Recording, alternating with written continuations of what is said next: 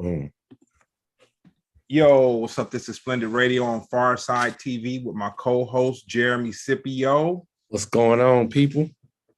Yeah, man. And due to technical difficulties, and the guest that I had tonight, he really doesn't even smoke, but he's he's running on smokers. He's running on smokers time. He's celebrating 420 early, I guess, something like that. So, yeah, so it's just me and Jeremy. We taking it back old school, man. Yeah, but we got even better guests today. Yes, sir. We're interviewing. Yeah. Ladies and gentlemen, clap your hands, show some love for the one and only Greg Smooch Cat Campbell. Yes. You can hear a round of applause. Yeah, we've been holding this one in the chamber for quite some time, man. We've talked about it, and the universe just kind of just put it out there. So here we are. I think it's a good time, actually. I think it's a great timing. Let's start with the first question. Where were you the first time you heard hip hop, and what was the song? Man, first time I heard hip hop, I was in my sister's room. She had a record player, and it wasn't the Sugar Hill Gang, but it was somebody on the Sugar Hill the Sugar Hill Gang's label, and it was kind of like it was a birthday song. It was like like with a little kazoo kind of thing, or whatever. But it didn't hit me. It was just kind of like, okay, I wasn't into it, but that was like the first time I heard it. Now, the first time I heard hip hop and I was blown back, I'll say around like 83 maybe, and watching Run DMC and just seeing two well-dressed brothers do this rapping thing, and they're walking back and forth on the stage, and then they have this DJ who's really kind of cooler than both of them. But is that like a known thing, or is that just your personal opinion? Not well, they ended up saying it after the fact, but I'm saying before we even knew that he was the cooler dude or whatever, him just being back there, you know what I'm saying, and him cutting and scratching, and yeah, man, yeah, Run DMC and the Beastie Boys. And who you say introduced you to it? My sister. Okay. Did she have like a deep hip hop taste, or that just was like just one of the things? She had no hip hop taste. It was popular music. Yeah. You know what I'm saying? So it was like she would go to the record store and she'd buy albums, and for some reason they promoted that song. I think it was called Birthday or something, but whatever it was, they promoted it at the local record store, and so she just bought it, just testing something out. Mm-hmm. Did you think back then that hip hop would be as large as it is?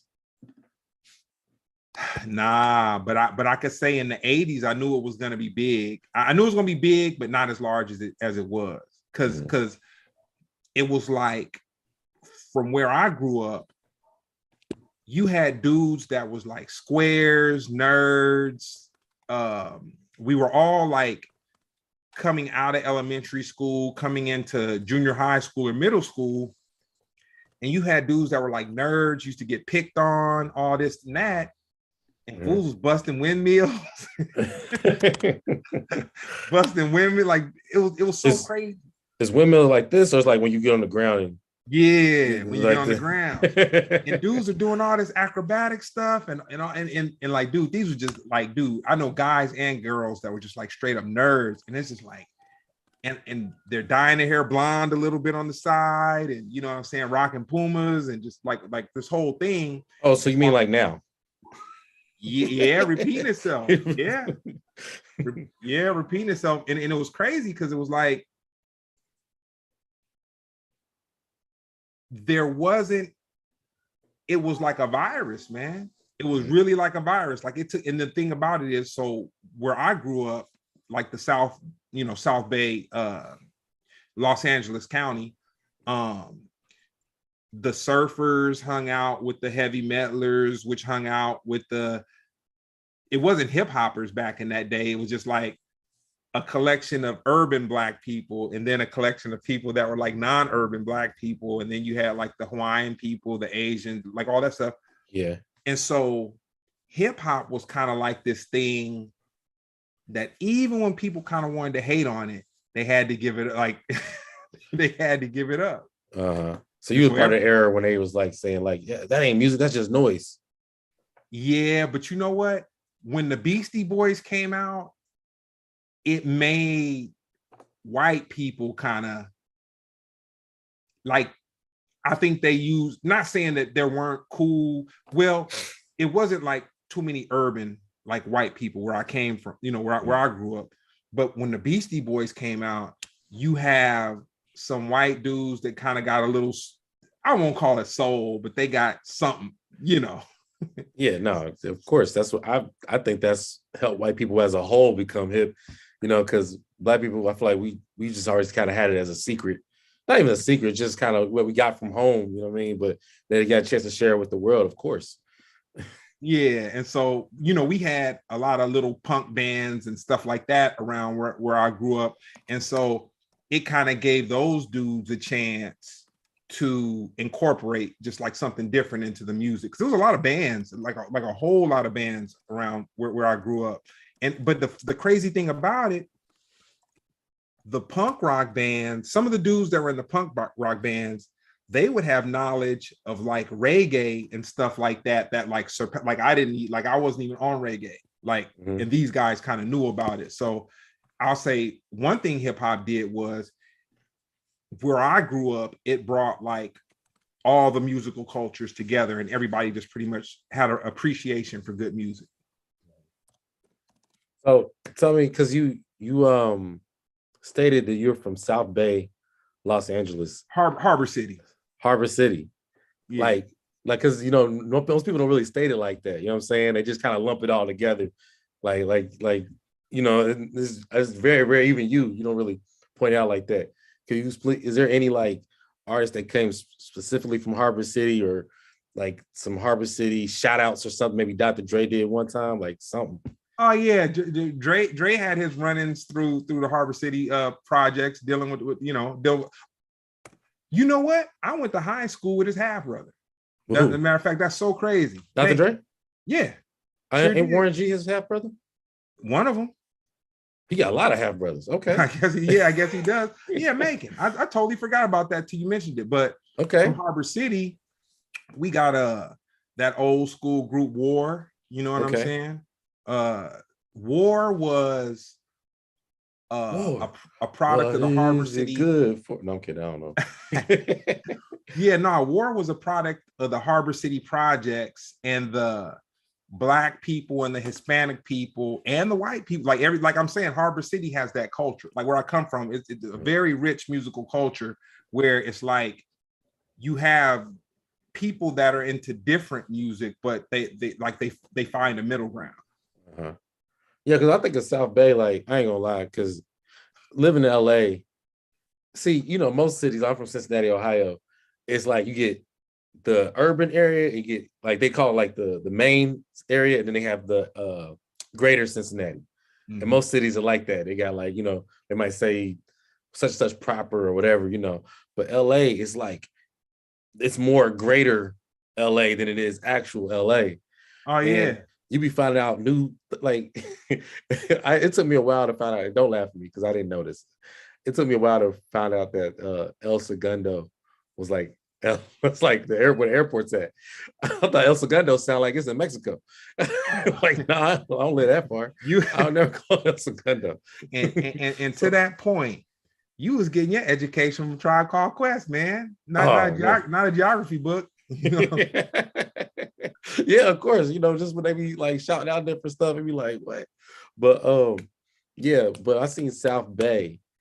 When I think of South Bay, I think of, first of all, I mean, just Hispanics in general. I really don't think about Black people, maybe because of today. And I think about factories. We got those. Yeah, we got all those. But the reason why I prefaced it with Los Angeles County is because to someone who may be from a Cincinnati or, you know, somewhere else, if I would have said I come from like, Harbor City or the Bay Area, they could get the Bay Area confused with up north. You know what I'm saying? Which, like, I live 8 minutes from the water, 15 minutes from the beach. And the reason I preface it by saying water is because it's not pretty. It's just water. You're like, I'm training these questions. I get asked this all the time. Yeah. I'm trying to find out. I ain't gonna have time. I was trying to find out, see if there's any other Harbor City finest rappers. Well, I'll say Patrice Rushen lived around the corner from us. When I was in maybe junior high school. Patrice Rushen, she's not from Harbor City, but she lived over there. Rest in peace, Debo. He lived over there. Oh, really? Wow. Yep. One of the dudes from not Ty Dolla $ign, but one of the other dudes from Lakeside, the group Fantastic Voyage. He lived. Okay. Oh, I'll tell you who lived by me.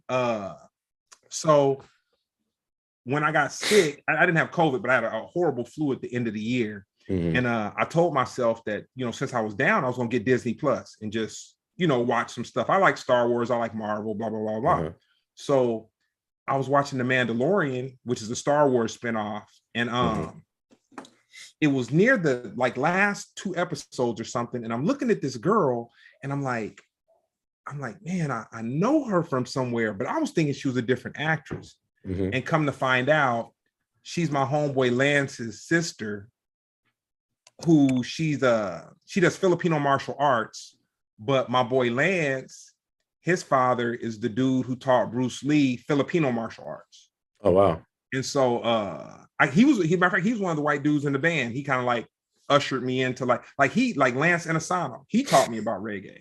And so as a matter of fact, Lance's father, when the people in Chinatown weren't feeling Bruce Lee and they wasn't with it, Bruce Lee's dojo after that is literally 3 minutes from my house. They don't even put that in the books or whatever. But he had a dojo out here. But and you said they didn't mess with him in Chinatown?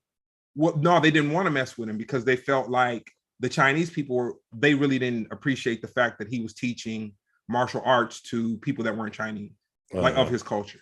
Yeah, that's sacred. But he made it global.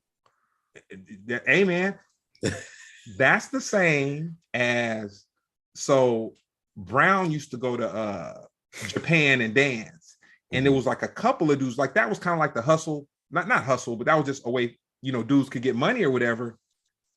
And I'm not gonna say who, but I remember somebody was talking to Brown, and they were mad at another dancer because he was out in Japan, teaching them how to, I mean, that's what you're supposed to do. You're supposed to teach them how to, you know what I'm saying? What else? Hey man, some people feel like the art is not, it's the art is the art, man. I mean, I guess because then you get into appropriation and all that stuff, but you know what I'm saying? Also, you make your money too while you at it. What was the soundtrack to your junior high school? Oh man, straight up new wave, MTV. MTV was the most marketed thing in the world. New wave was an era, or that's a group? A genre of music. Okay, because it was a group called New Wave too, right? It could have been. I don't know. I don't know. Not that I knew of. I don't know why. This was coming to my head. I could be completely wrong, but when I think of New Wave, I'm thinking I'm be off. I'm about to expose myself. Man. It ain't even for Cincinnati. I think this is age. Yeah, I can keep up, but you about to expose me. I'm thinking, you're not this old, bro. I'm sorry. I apologize. Like Rick James, Prince, and all that stuff. So Prince, I want to say Prince was straight up funk. That was kind of his thing, funk. And Rick James, he called his thing punk funk. What I'm saying? Yeah, which it was just a harder edge funk.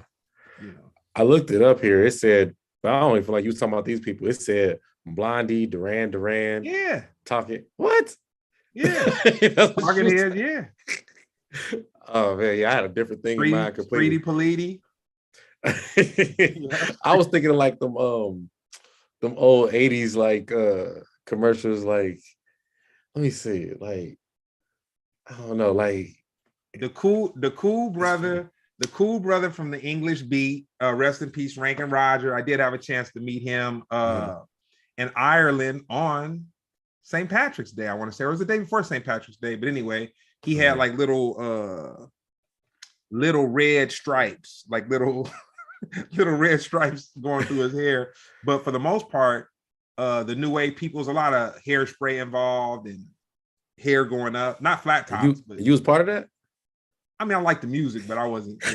You had the jacket. I'm thinking like a leather jacket with the spikes and stuff. I did spray some sun in, and I had the red flat top.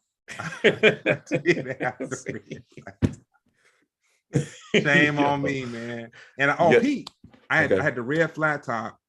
See, because I'm a product of this, I was in the punk, I was in the hip hop, I was in all that stuff. See it. That's funny. I had patent leather Doc Martens. Okay. And this was like maybe my 11th grade of high school.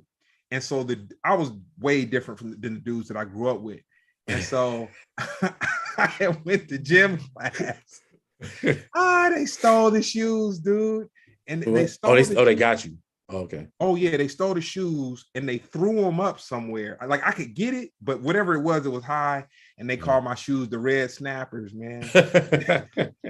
Like, so wait, was it because they were really nice, or because you was just so different that they was just like, I was a black dude that was in the new wave, I was in the punk, I was in the hip hop, I was in all of it. You know what I'm saying? They hadn't caught up yet.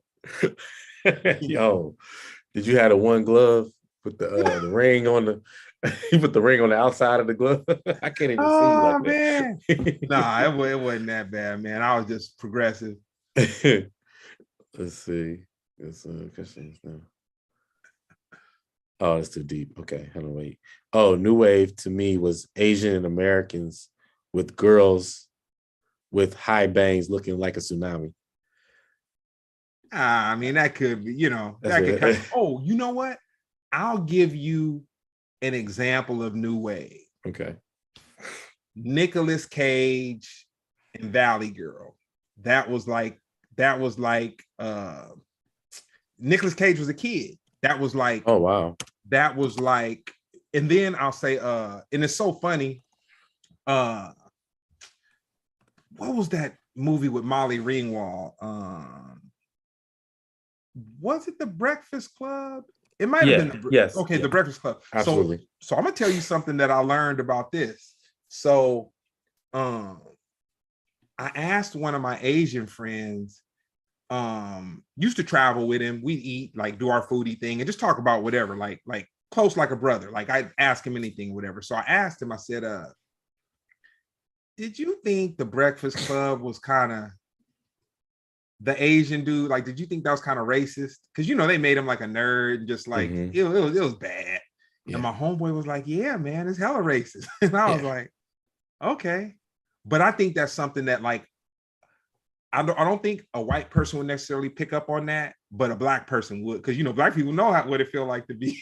Yeah, but race dynamics in this country is so interesting because, like, like people openly like making fun of Asians has never been like that big of a deal until recently. You know what I'm saying? And they like literally to the point where they make fun of each other, but now it's just like, wait, what? We just have a whole social awareness thing. But if you look back, like just jokes and movies, TV show, you're like, oh, they just did that. And it flew. It flew. Yeah, man. Like it wasn't even like a warning, or it's just like Breakfast Club was bad, man. But it was such a cultural icon in like American pop culture in the late 80s or whatever, that it was kind of accepted. But yeah, what made me say that? I saw The Breakfast Club as an adult. And when I was talking, I was like, ooh, that's bad. Like that's. Oh, they said you mean 16 Candles. 16 Candles. Yeah. Yeah. And this is you probably don't like this part. They said you're not gonna talk about the ponytail. That's my brother from another. Yeah, So you ain't gonna talk yeah. about the ponytails. I used to have a little uh man, like a The rat tail, or the like a. no, it was worse than that. Oh, you had. No, it was a Paul Revere, but it was right up at the top in the back of my head, kind of like what could have been a genie with several years or whatever. But yeah, man. Yeah. Why you had to do them like that? They can't expose them. Like, Oh but yeah. that was still part of the new wave, though. Yeah, dude, that was just a mix of culture, dude. A lot was going on at that. It's a trip. See, where I came from, like the South Bay Harbor City or whatever, we had like new wave and a little bit of hip hop. But when I got introduced to this to LA, when I got introduced to like what was going on in LA, and it was a whole scene going on. It was called like the trendy scene. Like the reason I met Brown was because there was a dance contest that some other dancers were in, and I knew one of the dancers. Somebody had dropped out of the dance contest, and like we didn't know Brown by name, but we just knew him as this dude who was from Pasadena, and he could hell of a dance. Mm-hmm. And then they had him come and I think he auditioned, or I don't think he auditioned. I don't think it was an audition. I think that he just danced just to see how they were going to get it, do whatever they were going to do. And see, Brown had a car. And so nobody had a car. And dude, even though Brown lived in Pasadena, that fool would drive anywhere, dude. That fool was driving. So yeah. Yeah. Oh, that's it. I thought you were going to detail about the dance. Anyway, through Brown's driving, I got opened up to a whole new scene, dude. And the scene did have people wearing the genie ponytails and No, I can relate. Me and Ron, we went to performing arts high school. Well, yeah, we went there. He went there longer than me. I think he might be a lifer. I started in 7th grade, but he might have started 4th grade. But yeah, you stay in that school till you graduate. Hold on 1 second. Uh-huh. So you're saying that's so crazy that you say that. I never looked at Ron being a groomed musician like that. Yeah. Like I never looked at Ron being, he's very talented. Yeah. But I just thought he knew how to do what he did. Yeah, no, he well, it's his father was a musician, and Joe Jacksoned him into his father's a nice guy, but yeah, he just about the time I met Ryan, he was already a beast. Like he was already, and I met him when he was 14. I think I was 13, 14. So what did you have going on because that's a very early age to be in, to go to a performing arts school. Like from where I come from, either your parents had money or like it was something extra to you. So for you at 7th grade, what was it that made you want to did you? I thought I talked about this. No, you had to test to get in. You couldn't even get into school unless you tested in. Like you had to have a skill. And mine was visual art and jazz piano. Yeah, that's how me and Ryan met. Because well, actually we met on a school bus, whatever. But then first thing he showed me how to play was I remember he said he could play. I think it was Doo-Wop That Thing or Everything Is Everything, one of the 2 Lauryn Hill songs. And I was like, you can't play that. He's like, yeah, I can. I was like, you can't. And then we went straight into the school, went to the piano room. It was like a little private piano room, and he showed me how to play it. Oh man! Then I learned how to play. I just learned right there. He taught me how to play right then and there, and that's how we met. Dude, I miss Ron, man. One of my favorite things about Ron, I would get him whenever we get into a hotel. Well, wherever we went and there was a piano, dude, he ain't got no shame in this. You basically somebody would have to kick him off of that piano. But if there's a piano, he's going. That is him. He's always been a clown. But that's what I was saying about this type of school we went to. It was so eccentric, that like we talk about it all the time because we're so downtoned even now compared to like everybody had blue hair and they were dressing like the 80s, but this was the 2000s, so that was even weirder. You know what I'm saying? Like at least they were dressing like the 80s and the 80s. But yeah, it was just so dynamic. So we're not really thrown off by like meeting different types of people, Yeah, that's something, but that's crazy. So you don't play the piano right now? I mean, I have one. I've done a few gigs recently, but I would say I was doing some gigs. I would say between June and November. I haven't touched it in a while, but yeah, just every now and then. Even at the Comedy Store, they was like, the one of the people didn't show up. It was like, can you fill in? Oh, we got Jeremy. He'll fill in. I was like, oh, okay, but I did it anyway. But yeah, I try to hide it. That's my hidden talent. I don't like to talk about it. But on the visual art side, so what's up with that part? Yeah, during the pandemic, I picked that back up. That's where I had you remember the Martin Luther King, uh, what's it? It's like Martin Luther King and it's over here, but I don't want to get up and get it right now. Yeah, nah. Martin Luther King and Osiris, the Egyptian god. I combined them together, and then I started. You know what? Malcolm X. You showed that. You show. I don't know if it was finished, but I remember you showed, or there was something. I just remember that. That's dope. Yeah. Like I said, I picked it back up, but yeah, that's another one of my hidden. It's like you put one thing, then another thing, it just always gets in the way. But yeah, that's just talented people going to eccentric schools. By the way, in high school, what did you think your path would be when you graduated? Oh man, I thought I was gonna sell insurance, man.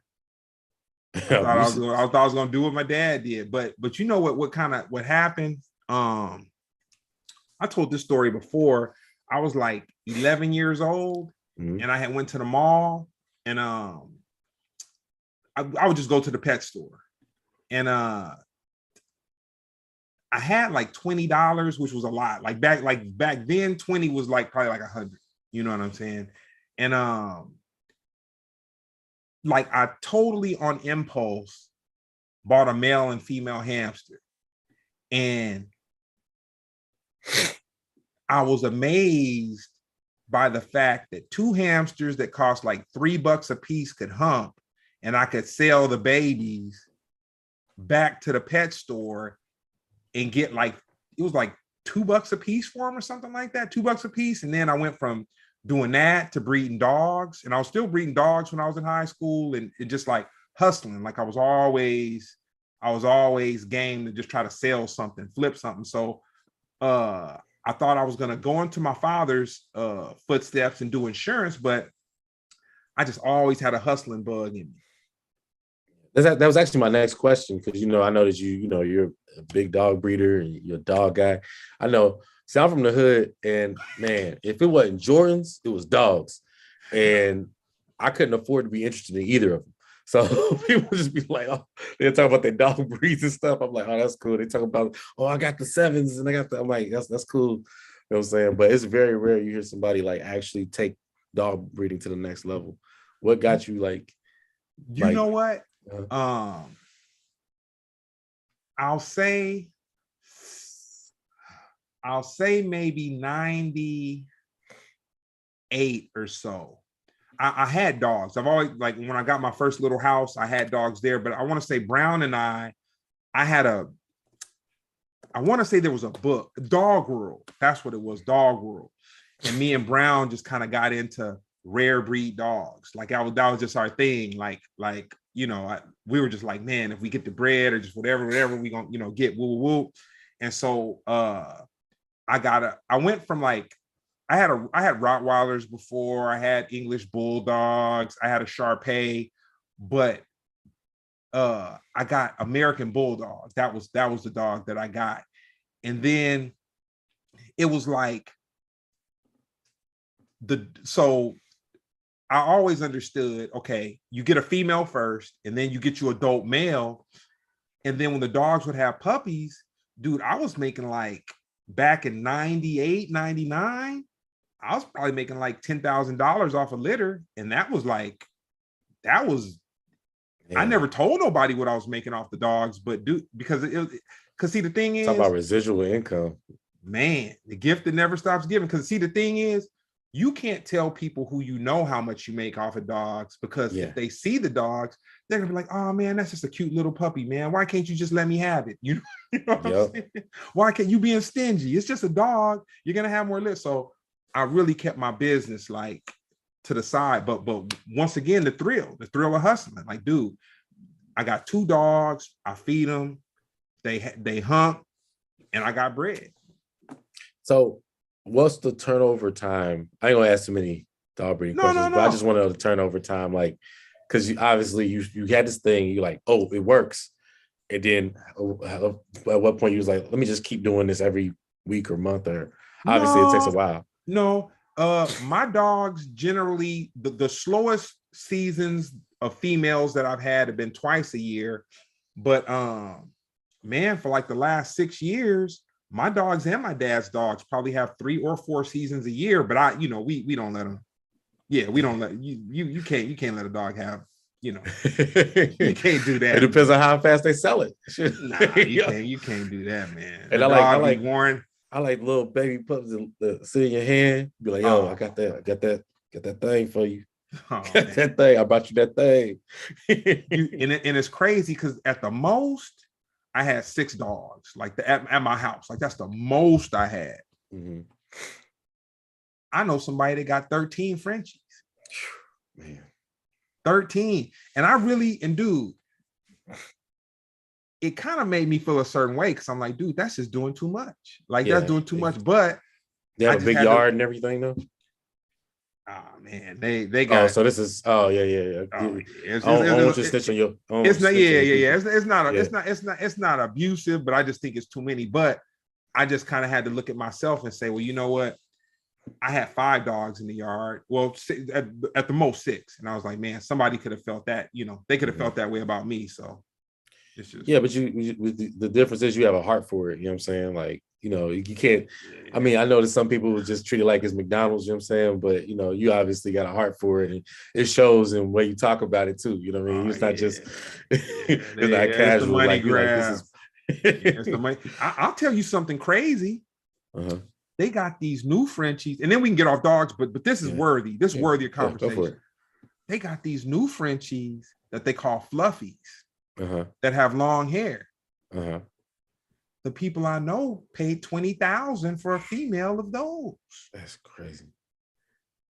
and already have deposits. The dog's only 8 months old. They've got deposits of $2,000 and $3,000 on the first litter the dog had. Jeez. Is We there a doing the way to? wrong. We doing the wrong thing, Jeremy. No, you ain't lying, bro. They talking about that daggone Dogecoin. Like, you need to just forget the dog is the coin. Like, you know what I'm saying? Man, Like, is there a way to like make like a Starbucks version of dog breeding? You know what I'm saying? Where people just oh come man, and put it's their too. orders in ahead of time, and just you But can make your dog on an app. I'm talking too much. Let me nah, shut up. but you know what the nah. But you know what though? We're at right now, like how everything repeats itself. Where Mhm. we're at right now with dogs is what I saw in the 80s with Dobermans and the overbreeding of Dobermans and the overbreeding of German Shepherds and the overbreeding of Rottweilers and overbreeding of Pit Bulls. And Uh-huh. now it's just like Frenchies and bully breeds. And it's put it this way. I have old English bulldogs. That's like I went from American Bulldog to Old English. Uh-huh. Now, when I heard what people are making off of Frenchies, it made me want to fix all my dogs, man. Like, dude, you wasting time, man. Wow. Like 10,000 off of one dog, 15,000 off of one dog off of a litter. Jeez. The people told me that they had $60,000 litters before. Wow. So, and you just give, that's crazy. You just giving them, if you give them a male and a female, then you just giving them all the factory, basically. Yeah. Yeah. That's crazy. I was gonna say too, I seen this meme.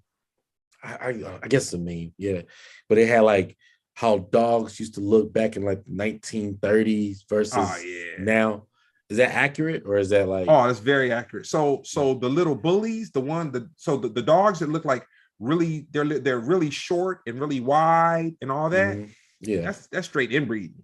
This is Mm, a lot. Like they inbred the dogs to make them shorter and like they made mongoloids that are bullies. That's what they Yeah. did. Because I even seen this thing where we're saying, of course, dogs evolved from wolves or whatever. Mhm. But then you'd be like, well, how you get a Chihuahua? But yeah, I guess it's like just certain style of Different breed, yeah, breeding. different breeds and different breeding patterns. But yeah, and then with the like for me, I've never bred even as close as a grandfather to a granddaughter. Like I keep lines like totally separate. It's people out there that's like, man, anything goes except I heard something crazy like anything goes except for father to daughter. But if it's son to mother, they'll let that pass. But I'm just like, man, I just never had the heart to Different dog rules. There's different rules in that world. Oh, this is my last question on it. Is it true that it's illegal to breed certain types of dogs or put certain types of dogs together? It's not illegal. No, it's not illegal. It's Okay, certain dogs that you're not allowed to have that people have anyway. You know right. what I'm saying? It's that like put it this way. So I work for Allstate Insurance, and so Allstate was like, we're not gonna insure any houses if you own pit bulls. Well, guess what? They just called them American Staffordshire Terriers. Oh, that's funny. So Don't give up yeah, the game, though. They might catch on. They might adapt. They be like, "Oh, okay." But yeah, no, I like pit bulls. Even though they do get a bad reputation. You know I've what I had mean? I've only had one pit, and she was crazy, but I, I can't, as an adult now, I can't say it was actually the dog's fault. I'll say it was a lack of me having the dog obedient. You know what I'm saying? Yeah. It was a pretty dog, so it's kind of like I just let her do anything. So she was Mhm. just I'll say this, and I got a question for you. I'll wrap this up with the dogs. When I sell dogs to people, I tell them if you spend 30 minutes in the morning with this dog and 30 minutes in the evening with this dog and don't pick it up, the worst thing you could do is pick it up. Do not pick a dog up. If you pick it up, you pick it up by the skin behind its neck. Mhm. If you spend 30 minutes in the morning, 30 minutes in the evening, for the first 4 to 5 months of his life, it'll be anything you want it to be. Mhm. If you don't give it that time, if you pick it up, if you have it in the bed with you, you're going to hate each other. Mm. you, Interesting. Why if you pick it up and play with it, I hate. because the dog is going to want. So when a Mhm. dog when a puppy leaves its mother and Yeah. goes to whoever it goes to, that person is the only interaction. I don't interact with my dogs Oh like that are man. puppies. So when you get a puppy, you're the only interaction that puppy is known other than its mother. So based on how you treat it, that those formulative months, Yeah. that's going to determine what that dog is going to be. I've only had one dog in my house, and that was because I had a female dog in heat and my dog Chalky, and I Mhm. bring him into the house just because I didn't want to hear him barking and crying all night. You know what I'm saying? Yeah. But dogs ain't for my house. Yeah. Yeah. Yeah. No, Yeah, I I don't know get what you're dogs saying. being in the house, man. Yeah, ask your question because I got a follow up question. We don't get off dogs, but I got a story, a little small story. But go ahead. Okay, so um, with all the drama, see, you are a comedian that I would say you're in the sweet spot of the profession. You're not Okay. too high, you're not too low. You're in the sweet spot. So you can be They tell honest. me. That's what they tell me. Yeah. Yeah, no. So you no, yeah, no. So you can be honest. Uh, So with that being said, did you see the video of T.I. when he was at a small bar and mhm. this girl, it wasn't the big thing. He had another situation where he's at a small bar, Uh-huh. and I guess there was a girl comedian and she was hosting it, and it was like her night or whatever. And Absolutely. so he straight came with the bodyguard, man, and was trying to take the mic away from her. And then he hugged her, but you could tell he was hugging her and whispering in her ear. Like, yeah, man. You know, see, I gotta be careful because he's trying to make comedy gangster, and it's gonna backfire on him in that way, at least. You no, know, you but guys are raw. well, it's not even that part. It's just in the sense of you know, it's gonna backfire. But anyway, let me tell you my relationship, because I've been around him a lot lately. Like Okay. I'm impressed when somebody is on multiple shows of mine. That means you're working hard, because it's so many Dope stuff or ancillary. upper stuff he could be messing with or try to go Well, not straight even to. just upper, just it's so many, like the comedy game branches in so many areas. I mean, there's certain comics that envy. They'd be like, man, I wish I could do the shows you on. And, I wish, I'm like, it's all, you know, Work. balance. Like, trust me, I'll go up anywhere somebody puts me up and pays me. That's not, but you just go one thing leads to another, leads to another. After a while, you got your runaround. T.I. has, of course, because of his fame, he's been able to go up twice on major shows every night. You know what I mean? Every night. He's been doing it consistently. And he was jumping up on the shows I was on, and he even followed me. I was at this show called Lit at the Hollywood Improv. I did my thing, and I crushed, and T.I. had to come up after me. He said, "Hey man, I respect everything you do, man, and everything you about." But this is after, we had seen each other like he had gotten used to my face, and we've already talked. So I think that was the first time he saw me perform. So he was like impressed, and he struggled a little bit. But then, of course, because he was doing his jokes and working the stuff out, yeah, good. Now what I heard about when it comes to his interaction with that chick, I heard that was an open mic. Now in Atlanta, they don't. From what I heard, I've yet to do comedy in Atlanta or Florida. I want to. I've been invited, but I haven't done yet. They have what we call the Chitlin Circuit, which is different.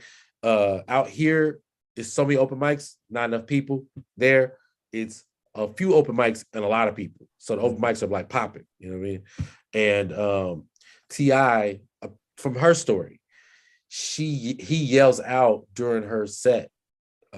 I forgot what he said, but her version of the story is he said something while she was talking, and she said in rebuttal to him saying something like something like "be funny," and he said she goes, I don't want to hear nothing out of you unless you're ready to talk about those sexual assault allegations, something like that. That's what I saw. Yeah, That's and that. that Yeah, that's just what I that made him uncomfortable. So the theatrics come like, oh no, we ain't gonna do that. Well, no, we ain't gonna do that, babe. No, we ain't gonna do that here tonight, babe. We ain't gonna do that. But the thing with T.I., he has to be careful with this as a fan speaking. I'm a fan.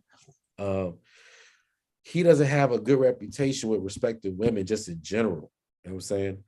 And you want to watch out for that, because people just start doing math and start adding up. You know what I mean? Like, I see him come at Candace Owens. I see him come at, even the way he treats his wife.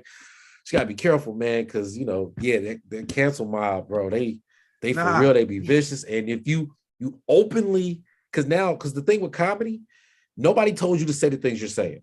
Yeah. Everything you say can be prefaced by something else. Like, say if you're running for office, I'm just saying I'm running for office. If you're at a church, hey, I was just trying to be real with the people. God told me to say that.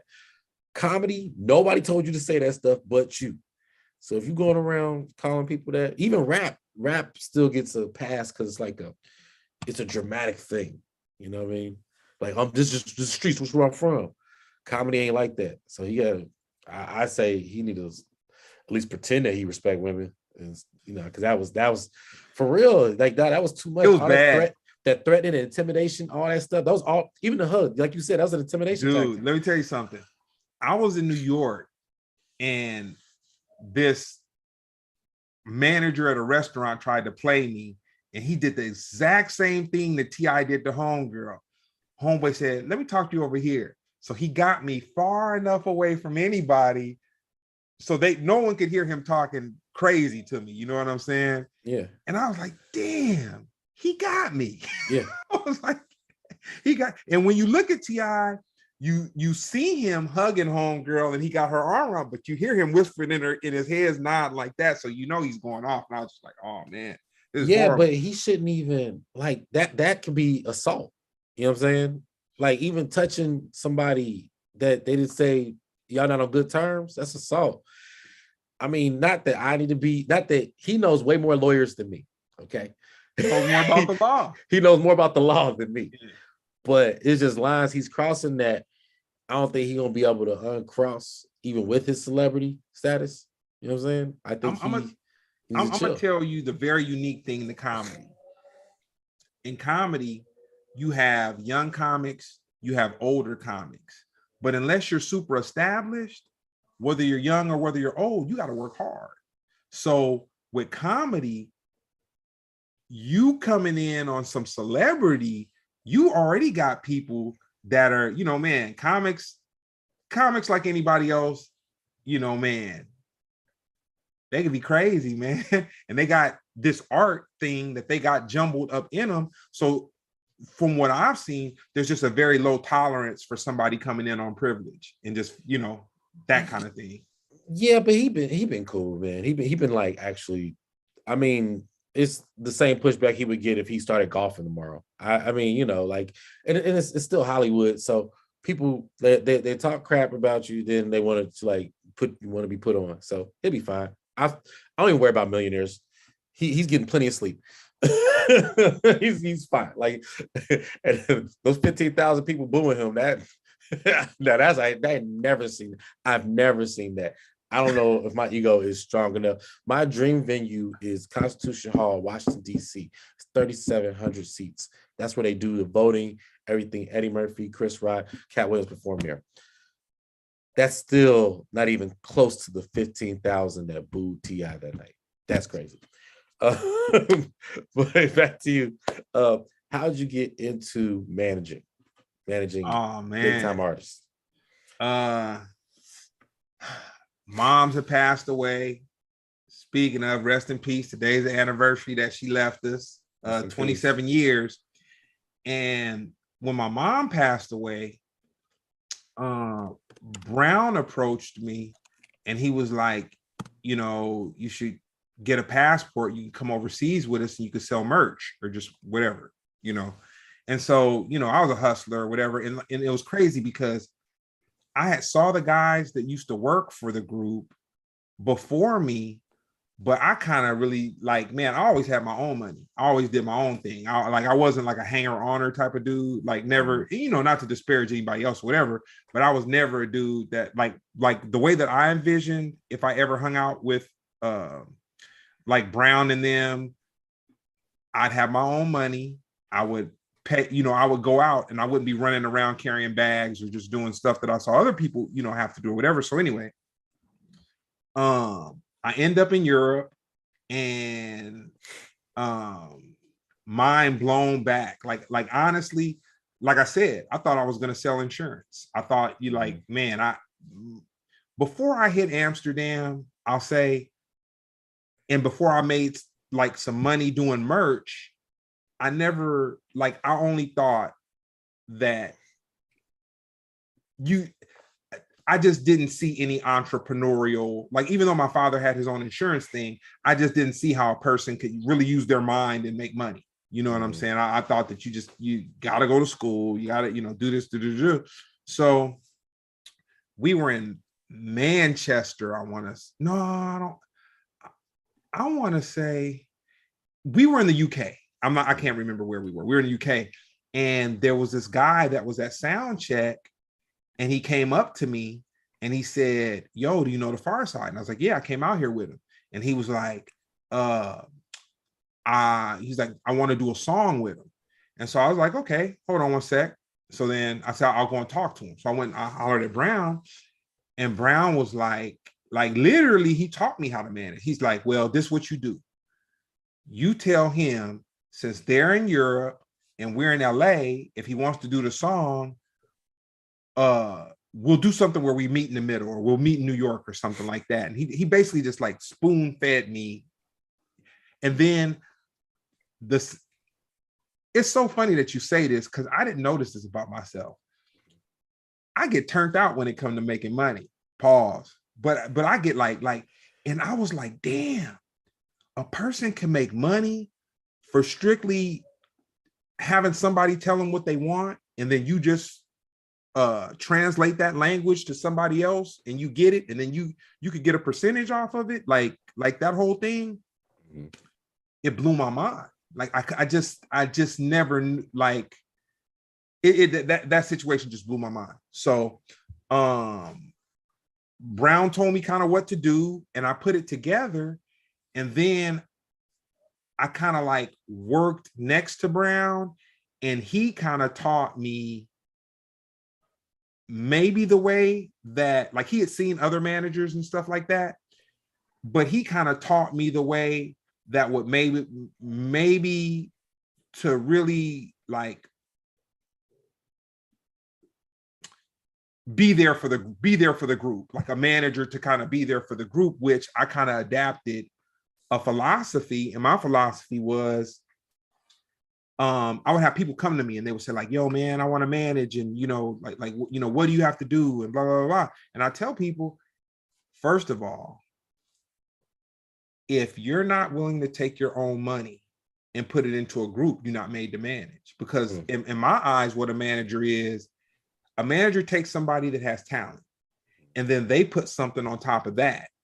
But then the artist meets the manager in the middle, and then together they uplift the situation to something different. That's why I can say, like, me managing Brown, for instance,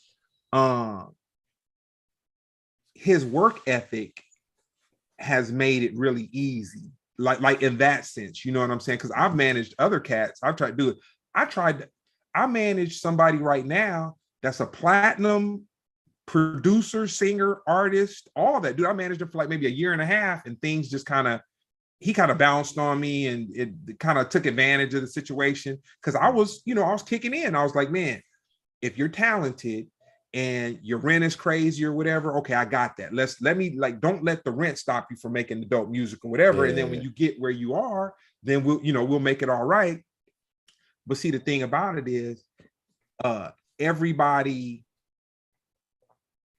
isn't gonna treat a manager. They're not gonna look at a manager that's willing to invest in them with loyalty. You know what I'm saying? It's more like, okay, this is like, he's cool to get me here, so I'm here so I can get to here. And then at the time, and with this particular artist, I didn't have a contract with him. You know what I'm saying? I was under the guise of just like, ah, man, he's dope. They're working. I know that he's gonna do something. And I'll tell you how crazy it is. This particular artist demo, they did a demo where it was a mixtape. It wasn't a demo. They were dissing Kanye, dude. Oh my God, they were dissing Kanye, dude. Dissing John Legend and just all this whole stuff. And I remember just feeling like, dang, dude, you can't do that. You know what I'm saying? Like, but the crazy thing about it, the dude popped off. And I'm sure he hasn't worked with John Legend, but he worked with Kanye. I know that for a fact. But then I just like, that particular situation just wasn't meant to be. Yeah. I would say, you ever get that awkward scenario where somebody is like talking to you about like the Far Side or some other group or whatever you manage, and you be like, but they don't know that you like are in as deep as you are? I never look at myself like that, because the thing about it is, like, I've met people who are like powerful in the music and entertainment industry. I'll tell you something. I got a dude who I'm cool with right now. He talks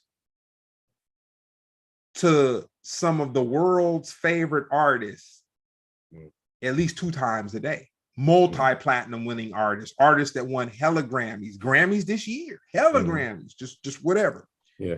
Now, when I met him, he was interning at where he was. I met him through the Far Side, but he was like in high school, or maybe about to be out of high school, and he was interning there. My thing was, whenever the Far Side would bring me around people, I would never necessarily go into the meetings, but I would be cool with somebody who worked there. They'd be like, oh, let me take you to the kitchen. We got sandwiches here. We got, whatever, because it would be like cushy type of environments or whatever.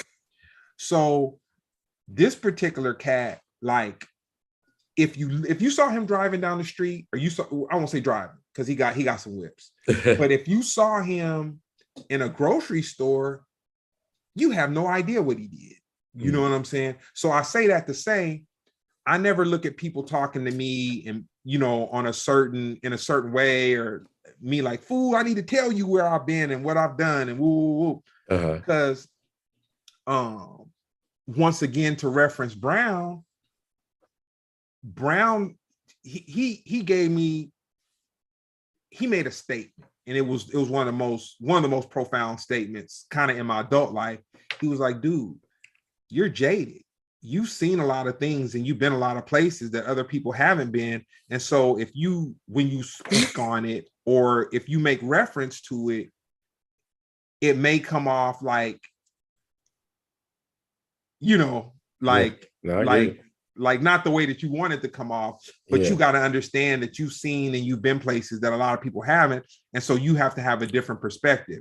And so, and to that point, like, put it this way, I can hear a song and I can know if it's a hit, but I may not like the song at all. Yeah. But even though I don't like the song, I can hear what a lot of other people are going to be into. Like, dude, put it this way. When I heard Old Town Road, I had debates, dude. When I heard Old Town Road, I was like, dude, and this is before we knew the personality, the personality behind the artist or whatever. But I was like, dude, you could say whatever you want to say about the song dude, I heard hit, man. Yeah. Nothing less than hit. Of course. Yeah. My only issue with that was that I thought he's gonna make an album of, Black country westerns, especially because they fought for him to get to the number 1 of the country charts. It was like, nah, that's a rapper. He's like, nah. I'm a real country artist. And then Billy Ray Cyrus came back to him. And then what happened? He stopped making that type of music. He was an experiment. Yeah. Not on no conspiracy type shit, because it ain't no conspiracy. He was an experiment, dude. And the funny thing, put it this way, the same person that I was telling you about that I know who's like, all up into the entertainment industry. I took an artist to him that I felt had that it thing. You know what I'm saying? I felt that he had the it. So when I went and after I had introduced him to the artist or whatever, we had a conversation afterwards. And I told him, these are all my concerns. I said, I was like, man, I've never really asked you for nothing, but if you could help me get this cat popping, because I think he has something. My dude was like, I told him all my concerns. It was like 3 concerns that I had. My dude said, man, they can fix that. I was like, huh? Yes. He's like, dude, if you have an artist that has whatever that it is, and they can provide jobs for other people, whatever you think is like not palatable, or a voice or a singing pitch or dance moves that they may not be able to, or just whatever. He's like, oh, dude, they got people that they'll throw on that person and they'll have them tight. You know what I'm saying? I heard Jay-Z say that when he was, I think he was president of Def Jam at the time. That's what he was looking for. And he said just that it factor. And it was just like, what about like talent? This is, I don't want to, I'm paraphrasing a lot, but it was similar along the lines. You said like, we was like, well, he said we could work. He said you could always work on the other stuff though.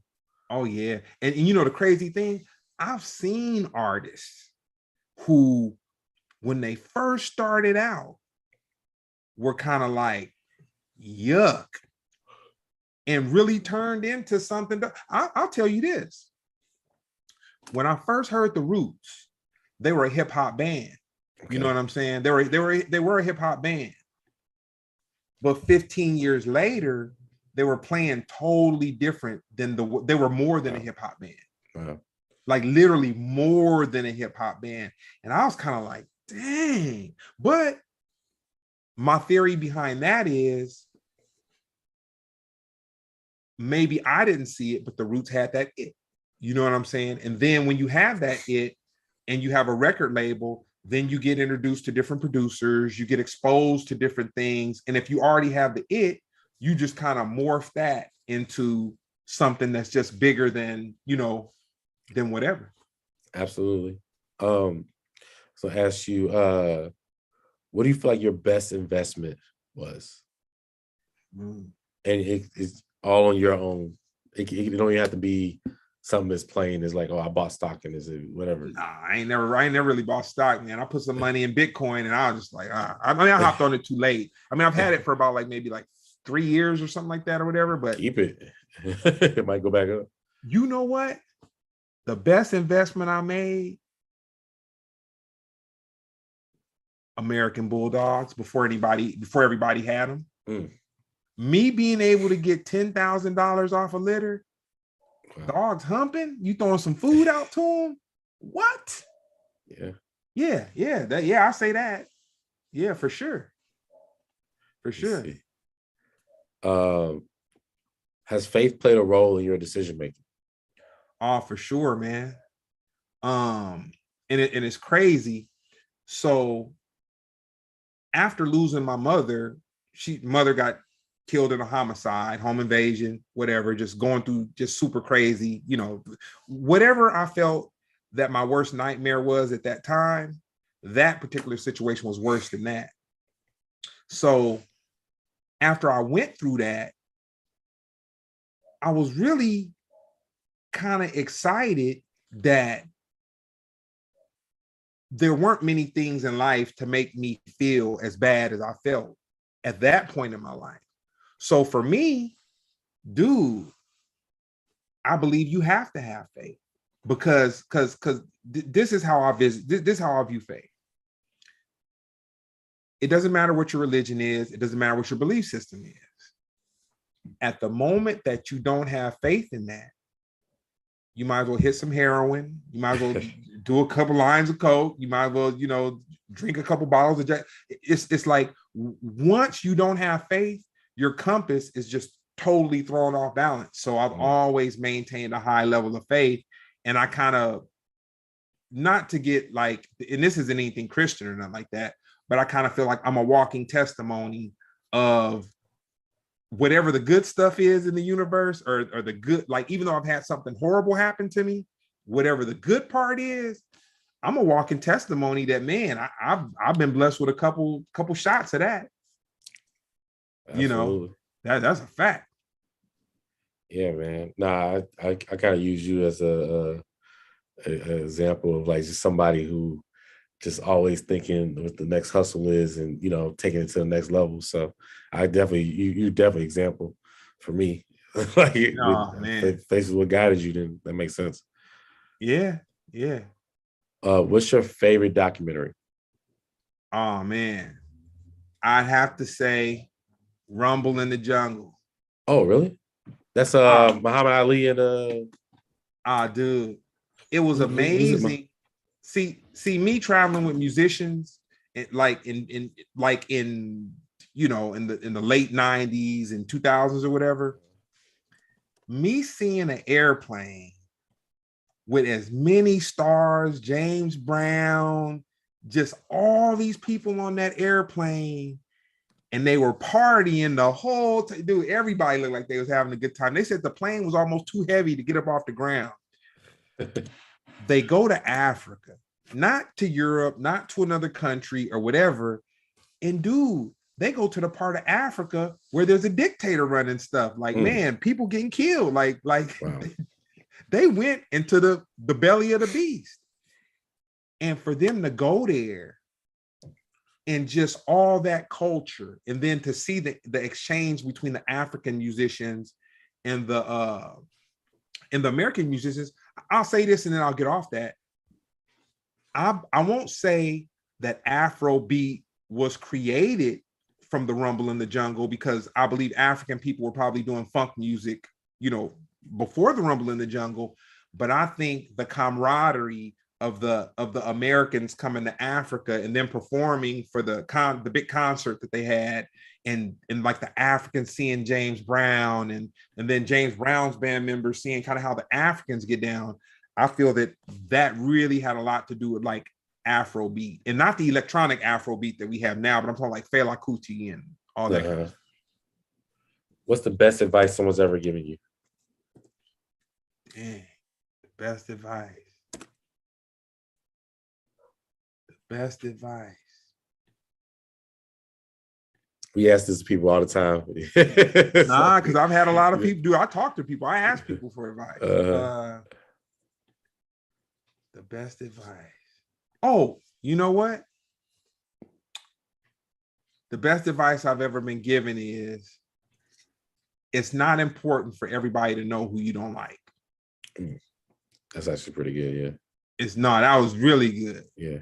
That was good, because when I started managing, like when I was really fresh, if I didn't like somebody or somebody jerked me or whatever, I was quick to just have conversation with people, and I'd have my homie there. He'd be looking at me like, but I'm like, man, they diss me. Woo, woo, woo. And the lesson that I learned is, if you can't feed people, you can't lead people. I get that to Bobby Glanton Smith, and that meaning,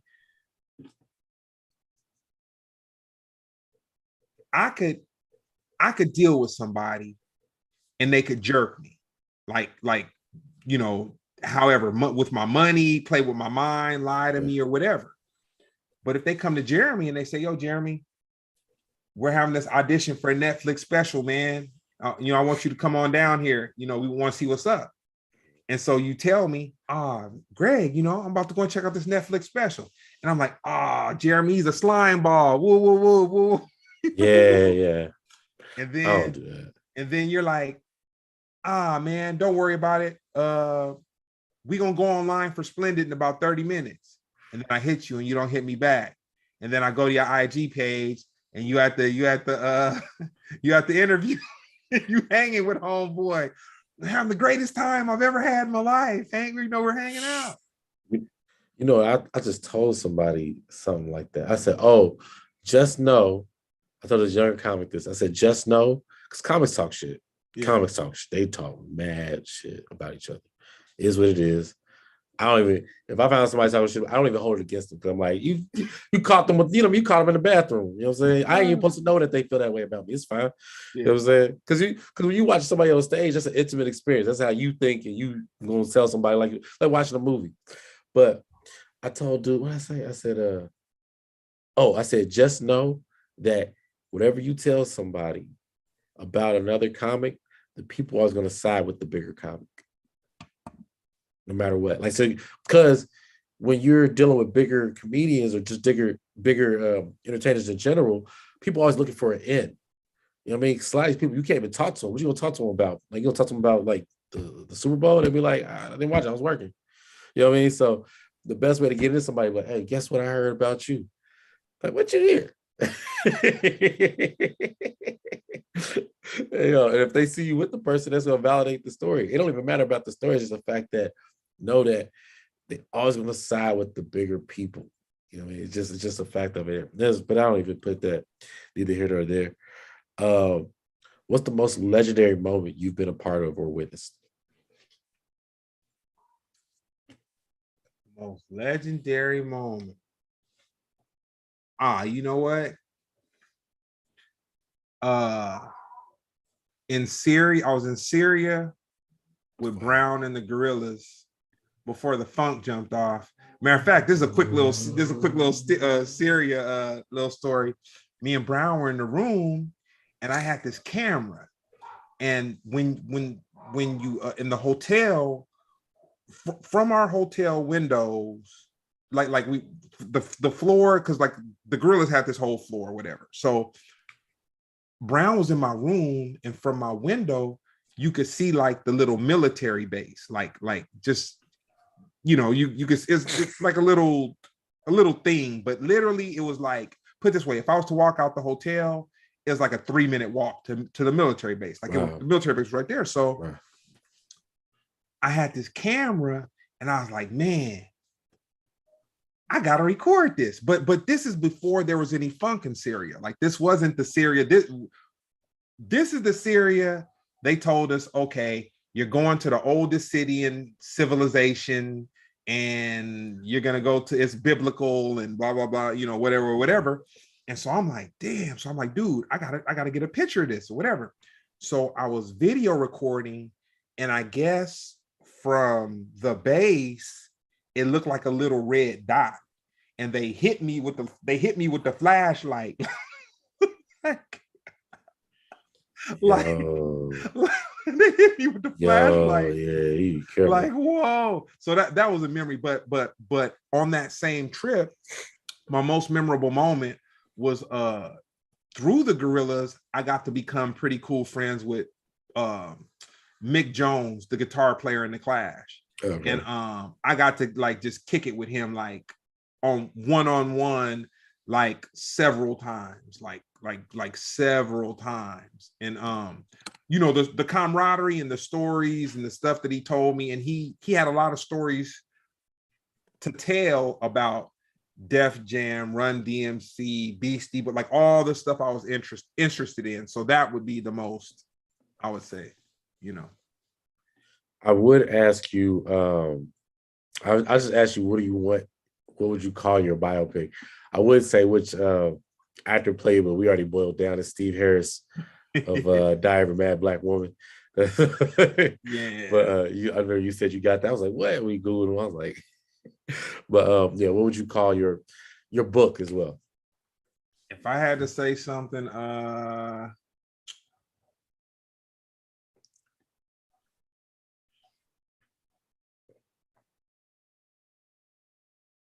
you know what?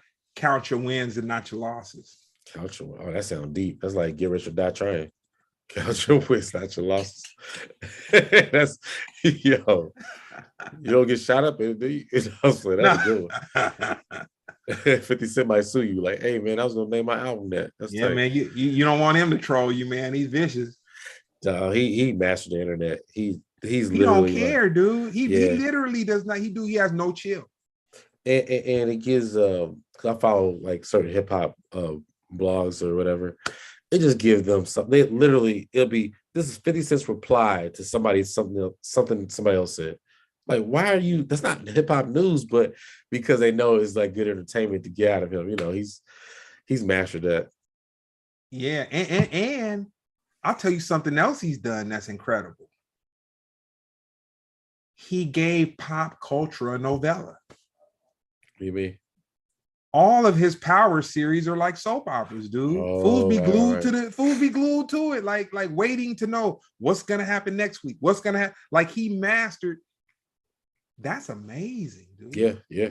I mean, he's always been a hustler. He just knows how to move from. I knew when, because he was big on not drinking when he first came out, and not smoking too. But he had songs about smoking. But he didn't really drink or smoke. And people used to try to expose him because he would like go to, he would go to be in the club and have all these people around him, but he was a health nut on the low. Yeah. And then when the record sales started slowing down, all of a sudden you started seeing the alcohol brands. He's a true hustler. He's like, I would get perfect. Yeah. I mean, 50, he went from headphones to cologne to, you know what I mean? Like vitamin water. That was the biggest move in hip hop for the longest. At that point, at that point in time, it was like, dang. Yep. Like, dang, you got this dude who was a mixtape rapper. Yeah. Like 50 Cent used to be a mixtape rapper. You got this dude who's a mixtape rapper, and he's smart enough to buy these shares of this thing. And dude, so yeah. I think that was 14. It was a $14 million deal. Yeah. Oh no, it was more than that. It was hundreds of millions. Sorry, $140 million deal. It was a lot. It was a whole lot. Yeah, and he had to give that away to Rick Ross' baby mama, but that's a whole nother story. We already got that. Okay, who would you like to inspire?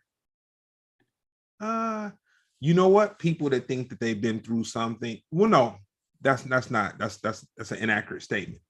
Okay. People who've been through things that they feel is larger than them. Okay. Who would your dream versus be? Dang. If I could have verses. Yeah.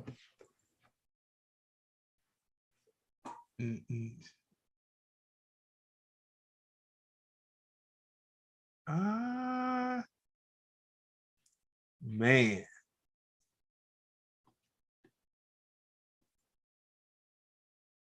I would say KRS-One and Rakim. Yeah. They could do that though. That's what sucks. They could do that right now. Whatever. They did that was the name. They did KRS and Karen's. Big Daddy Kane. Yeah, it was. But see, that was friendly. Yeah, it's that's very friendly. That's friendly. If I think it would kind of break hip hop's heart that they would lose because KRS-One and Rakim are both held on the highest pedestals, like high pedestals. Yeah. I think it would kind of be a bad look for hip hop though to see one of them lose. It would be Man, still, I was like, whatever. That's crazy. I was like, y'all they had it close, but you're right. It has to be friendly. Dang everything. Okay, yeah. Where were you when you heard that we had a lockdown? Oh man, I was at my office, and I was at my office, and it was right when it was the first day that they canceled live performances. And the Far Side actually had a show, and I was about to drive to I was about to drive to San Diego. It was funny, dude. So Brown hits me up and he's like, before we leave, don't you think you want to call down there and, just ask him, whatever? And I was like, well, he said he's going to call me back in 30 minutes. And it was the dude from Live Nation. And homeboy had been calling me all morning. He was just hyped. Like, dude, I talked to him like 3-4 times. And he said he's going to call me back in 30 minutes. Literally, I talked to him 4 times between like 10 in the morning and noon. He said he's going to call me back in 30 minutes. 45 minutes went by. 50 minutes went by. I called Brown. Brown's like, man, you better call him. I called homeboy. And he's like, well, I want to do the show. And the venue wants to do the show. But the governor said, there can't be any shows. And so, we'll just, we'll figure it out. And then I was like, dang. And it was like at that moment, it was kind of real to me. And then for my dad's business, like that was like on a Friday. So maybe like on it was after that. I won't say when it was, but after that, my dad's his agency manager for his independent franchise called me, and she's like, does your father have a plan? It was a Wednesday. Does your father have a plan if he had to shut his business down by Friday? And I was like, well, I'll talk to him and we'll get back to you like on Thursday. She's like, no, we need to talk in 2 hours. And I was like, dang. And I really think she knew it was like the insurance companies, because she worked, she's like a manager, whatever. They knew it was coming. They knew it was coming. And I was like, she's like, nah, Greg, it's a reality. It could be coming. So then I kind of just freaked out and just did a whole bunch of Costco shopping. Oh yeah. That was a fun time. You say you just now going through the toilet paper. I remember. Man, I still got it. I'll probably be done winded down about June. 2 years. Shoot, you could have sold that. That would have been another hustle. Man. Speaking of which, top 5 hustles all time, your favorite. That I did, or that I you talking about either like Monkey Hustle? Not even Monkey Hustle. Just just hustles? Yeah, just hustles.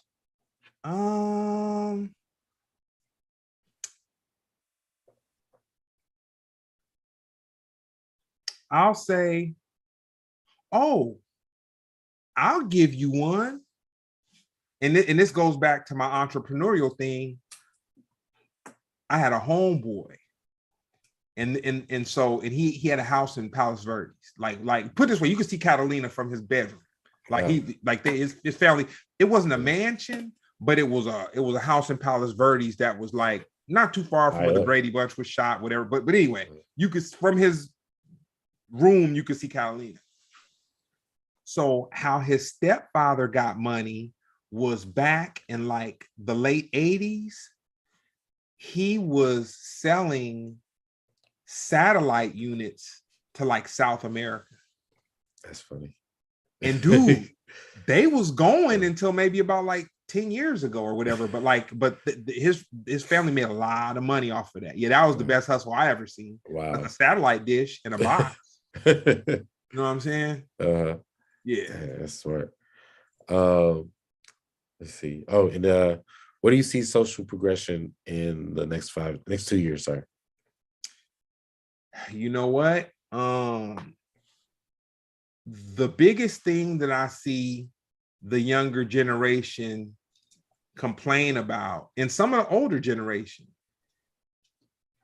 is like not being able to interact through social media and stuff like that. Like, I don't live on social media, but I know people that do live on social media. And I feel that social media has kind of been, for better or for worse, a cheat code on people communicating that aren't really communicators. You know what I'm saying? Absolutely. And I see the metaverse. People think it's going to be 5 years, 10 years, whatever. I think people are doing it now, man, where they go into virtual realities and they're spending their day, you know, they're working their job, coming home and throwing on some goggles or something like that, and just getting away from everything that I got to deal with, everything you got to deal with. And they just, you know. Yeah, they got a metaverse comedy shows already. Yeah. You just show up, you sit down, and somebody perform. It's weird.